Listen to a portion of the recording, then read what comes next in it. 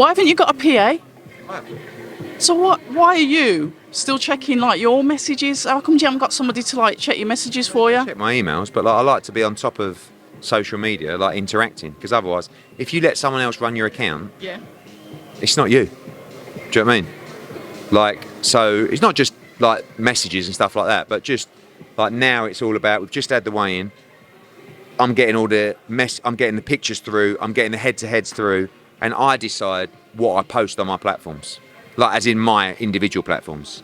And I've always sort of debated about letting someone else do it, but like, I wouldn't feel right posting as me. So like, hi guys, and someone else is actually like, and I'm sitting at home going, I wouldn't say that. Do you know what I mean? So yeah, it's a bit time consuming, but I hate social media and I love social media. Like, it's been a massive part of our success, but I think it's very dangerous, especially for the younger generation. Like, really, really dangerous. And I think a lot of the bad things that you're seeing happen around the world, social media is responsible for. And I can agree with that, but I forgot I've got to introduce myself. October Red Boxing, and we're back for part 2 with Eddie Hearn. But touching on from that, I do agree with you. The younger generation, I've put posts up about it before. You've got daughters. Yeah. You've mentioned that they've actually they're going to boxing themselves. Yeah, what's happened there? My youngest, she's I opened Brentwood Central ABC like 7 or 8 months ago, or maybe a year ago, and I'm so proud of what I see down there now. Because when I went down there, you know, we sort of opened it and there was like 6 or 7 kids, and I was like, I hope this works. Do you know what I mean? Because great people down there, Flo and his wife, and their hearts are so invested in it. And now, you know, I went to a club show on Saturday. I went on Wednesday with her, and it's packed, and it's like, it's buzzing, you know? And we always preach about what boxing can do for the younger generation. But when you actually experience it, like I experienced it as a kid, right? I went to an amateur boxing club for 2 years, right? I'm now father watching my daughter, not my son, my daughter go to boxing, right? She goes in there, she tries her heart out, she's dripping with sweat, do you know what I mean? And I'm thinking, this is so good for you, physically, mentally, emotionally, and she ain't bad. Really? Do you know what I mean? I'm looking at her going, maybe it's time for a skills bout, you know, but maybe not. But my eldest, who's 13, is an outstanding athlete, but is trapped in the world of social media. And I've got a FaceTime call tonight with 7 of us or 8 of us at school, and like, you know, I feel like you shouldn't remove them from that. You just got to monitor it, and you just got to, like, there's nothing makes me feel happier when I see them outside playing sport, right? Because I know that education better than any education in a classroom. Do you know what I mean? So, but I worry on social media, not just because of the lunatics out there and the trolls, but I worry about just content and negative content, because I know how it makes me feel. When you're so passionate about something and you've done a show and you read all the responses and it's like, shit show, her and you, and it's like, fuck, you know, and that puts me in an instant bad mood. That gives me instant negativity, right? So why on earth are you letting that infiltrate you? So you've got to be so mentally tough and strong. But it don't matter how mentally tough and strong you are, it will break you at some point, especially at the level that I'm at. Imagine like the level I'm at with 1.3 million followers. Imagine having 30 or 40. Now, those people probably don't even read it, and I shouldn't read it either. But they are the customer, a lot of them. Now, some of them just say things that, like social media, they'd never say it to you, but they're still the customer. So they got me, or social media got me to the position I'm in. So I don't feel like I should just go, right now I'm here, right off you go. Like, that's a very important tool. But you do have to be, when you're so passionate about something and you get so much negativity, like, you do start thinking to yourself, why do I bother? But some things that people should know is during the Conor Benn stuff and the Fury AJ stuff, like, I was pretty low. Like, I was okay. Yeah, but I was okay. Like, you know, I had to sit down with Coogan yesterday on his podcast. So, like, mental health is a big thing to talk about. I was fine. Do you know what I mean? But it was tough. And I thought to myself, I don't know when this is going to end. Like, next day, some other things come out, or someone's done an article, then I got another press conference, then all you guys line up, 20 or 30, then you've got to go through, answer all the questions, then the interviews play out online, then you get all the abuse, and then you think, all right, well, you know, next week it'll be fine. Then next week something else has happened, it's like, and you get into a stage where you go, when is this going to end? You know what I mean? And the answer is, it did end. Or it hasn't ended, but it's like, it just blows over. Still got to be dealt with, and we're not trying to like, shh. But at the same time, something else pops up. So that's just a lesson of life. Nothing lasts forever. However bad it is, however bad the time is, like, there's very, very few things that last forever in that respect. But you just got to understand that you've got to get through it, you know. And another question from Coogan yesterday was, we talk about mental health. You've got to separate between mental health and depression and life. Do you know what I mean? I debate this with my dad all the time, because he's one of those guys where if you talk to him about mental health, he's old school, yeah? So he'll go, pull yourself together, yeah? He goes, you just having a bad day. It's like, well, no, there is a thing, Dad. It's called, you know, he's like, nah, I don't, yeah. And there is like, you have to understand, you are going to have bad days. You are going to have days where you feel lousy, where you don't want to get out of bed, where you're questioning yourself. What's life all about? I'm not happy. But that's like, don't think that hasn't been around forever. Now it's just called mental health and depression, which is a real thing, and that exists. But at the same time, it's good that people are becoming more aware of it. Because I tell you, during that EubankJrBenn thing, I had loads of phone calls from people, like going, "Are you okay? I just wanted to check in on you," which is really good. Like, and I try and do that now with people as well, and it's quite nice. Like, the answer was, "Yeah, I'm good." Like, it's a bit shit, but you put the phone down and you go, "That was nice." Do you know what I mean? Yeah. Because a lot of people just do it anyway. But at the same time, you have to distinguish between that and having a tough time. And life is about having tough times. So, you know, I think that that's just a good lesson, is that just keep doing the right thing. Stay consistent. Keep living healthy, trying to live a good life, you know, and just keep trying to stay physical. Go out for walks, get sunlight, walk. I'm in to the ice baths at the moment. It's been a game changer for me. Yeah, but you've got to keep trying to evolve and keep trying. Because if you're in a rut and just you've got to just try and rise above it. So it's like, okay, you know, I'm going to go tomorrow morning, I'm going to go for a walk for half an hour. If you're not physical, I'm going to go for a run, and then I'm going to do this, and I'm going to start doing that. Because that's just about momentum. Otherwise, it's like, it's so easy. And at the moment, the weather's shit. You know, cost of living is going through the roof. Financially, it's difficult for people. People are in bad moods. So you have to find a way to rise above it. And I think physical well-being is actually really important. That's why I talk about boxing clubs. I feel like going down that boxing club for my daughter is like, like when I drove her down there the other day, she was in a foul mood, right? Someone probably had an argument with someone at school, right? How's your day? Shut up there, shut up there. I'm like, anyway, went in there, hour and a half later, comes out like full of beans. And I thought, I wish people could see that. I wish the government, I wish more parents, you know, and if there's any parents that are watching this that don't take their kids to lunch, honestly, just try it. Find your local boxing club and just go a couple of times. Might not be for you, and people get confused with it. I don't want my kid boxing. It's not about that. My kid will probably never get in a ring, although the way she's going, she probably will.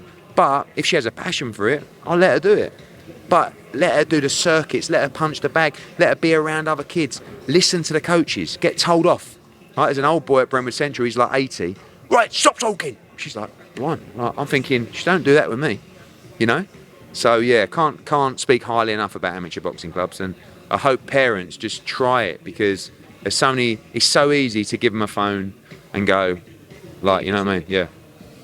I like that, but I will go back to something that you touched on there, because I never did get to speak to you about the EubankJrBenn stuff. And what I will say, because obviously I always say I'm a boxing fan first, the only thing with that is that it looks sinister, because the BBFC only prohibited it, their words, once the article had been leaked. No, actually. Okay, talk to me. That was actually a common a misconception from people.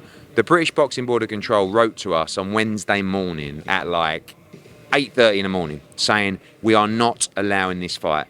About an hour later, the Daily Mail broke the story about it. It was a leak, basically. I mean, I've had a lot of people coming up to me saying, I think you've been stitched up here a little bit, do you know what I mean? And I'm like, yeah, probably, but that just comes with the territory. But that leak came after they'd made their decision. Then after this is with the confusion, after the newspaper article, they made a public statement. So everyone thought that public statement was the first one, but they'd already written to us to say we're not allowing the fight. So everyone was working hand in hand on it.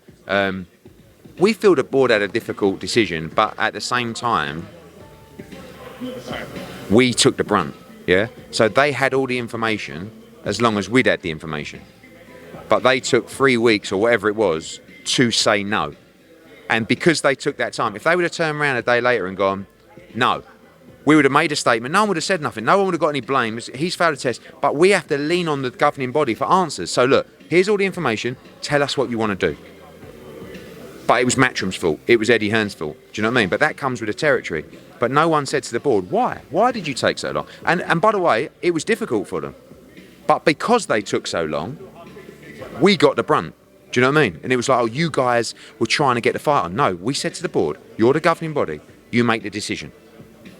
Now, it was a difficult decision because there's so much other stuff which will come out. But at the same time, we can't cancel the contract because it's the board's decision. Eubank and cancellation want the fight to go ahead. So at that point, we have to go, board, are you going to sanction this fight? We found out on Wednesday, 3 days before the fight. We'd already spent an extra £500,000.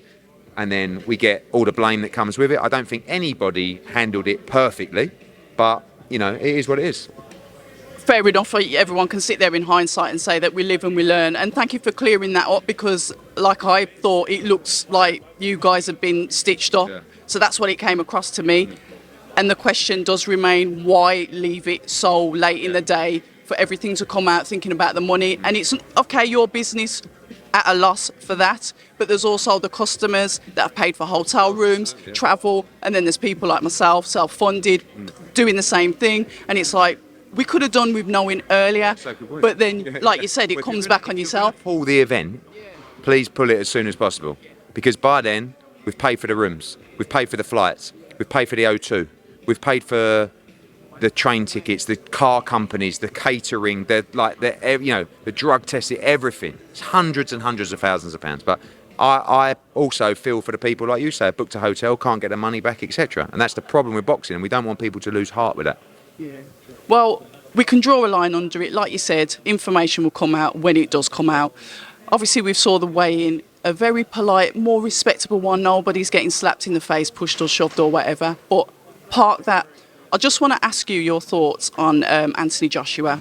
I remember you speaking to channels before saying he needs to be more active. We'd like to see him out November, December, and then it seems to get pushed back month by month. Can you talk to us a little bit about that? Because we want to see him active and we want to see him out. I think you need to stay active, but at the same time you need to fight at the right time, in the right frame of mind, mentally. But the key is to fight 3 times next year. He will fight end of March, maybe first week of April, then back end of the summer, then December. So that's fine. I would have liked him out in December, but at the same time, when the Fury stuff fell through, it was just a bit like, what are we going to do now? Do you know I'm going to go on holiday? Do you know what I mean? And then, like, I don't want to be saying to him, come on, let's get back in the ring. Come on. Like, he has to find that himself. Because if you push someone back in the ring, really, like, Fury called his bluff. And he bit, and he took it, and he was ready to fight. But it was probably the wrong time to fight Tyson Fury, coming off the defeat, without the right prep, without the right time for camp. Still had a couple of bruises and a little bit of a sore elbow, but he just thought, fuck it, I'll fight you. And that's a fighter's mentality. Now it's just about get the right training team, get the right opponent. You can't afford any mistakes at this level that he's at now, and this stage he's at now. So be switched on, get the training team, and March, maybe first week of April, he'll be ready, and he will fight 3 times next year. You know, when you look back at the Fury fight, and you promote him, but I would call you're sort of like his friend as well, because you've been there from the beginning. From your perspective and his own management team's perspective, you sort of like said, probably not the best fight for him to have at that time. How do you then rein a fighter in that wants to fight? Really at that level, like he's his own boss. And I work for Anthony Joshua. I do as I'm told. Don't mean I won't give input. Don't mean I won't argue with him and stand up for what I think's best for him. But that was a very specific situation where Fury called him out. I thought to myself, Fury knows he ain't, like, Josh isn't going to fight him. He's just literally last week lost to Usyk, like. And Josh is like, is he serious? Like, is he serious? I'm like, well, I mean, I don't know, but I can speak to Warrens and find out. I'll fight him. I'll fight him in December. Then he said, I'll fight him December 17. Then they come back and said, no, it has to be December 3rd. I was like, fuck, that's really not ideal. Went back to Josh. He went, fuck it, I'll be ready. I'm like, but by then it was just, it wasn't ego. It was like machismo. He's like, Fury called me out, I'll fucking fight him. I'm like, okay. And people think that I killed the fight. Like, I do as I'm told. Like, we tried to make that fight. Am I happy it didn't take place? Not for boxing, but maybe in the long run of Anthony Joshua, maybe, because I don't think he would have been 100% for that fight day. And they knew that, by the way, and that's why they called that. So, you know, I'm comfortable with the plan, and I think literally the next week or two we'll be ready to announce his date, certainly, for next year. Good times ahead. So we talk about Fury, and Fury's going into fight Chisora. I've just come from the Pug Gym, actually, his last day of sparring. I wasn't really taking much notice of the internet, but then I saw the price of £26.95. Now, obviously, you've been in the game for a while. You do pay-per-views yourself. You're no stranger to this. But when you think about warranting pay-per-views, what are your thoughts on that? I understand it because I know what the fighters are getting paid. And the broadcasters aren't willing to pay the money without the pay-per-view model generating that money, okay? So, but it's all down to the number of buyers. The danger for the promoters, and I've been in this position as well, is that you guarantee this money and the buyers don't happen and you're left, excuse my French, holding your genitals, you know, like as if to say, what? And that could happen next week. Like, for what Fury's getting, for what Chisora's getting, you know, apparently tickets not, you know, done really well. And if all of a sudden it throws in 150 or 200,000 buyers, someone's got to pay the bills.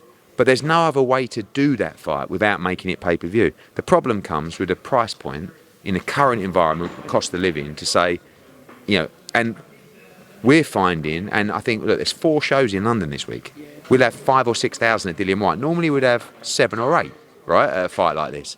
It's just becoming more difficult for people. And when there's a fight that, I'll just watch it on TV, or, you know, if there's a banging fight, Ben Eubank sells out in 5 minutes, right? AJ Fury would sell out in a minute. If there's like a good fight, but Christmas is coming, and there you've got a situation next week where the customer will go, $26.95. I think Fury's going to win quite comfortably. Like, I could probably catch it later on.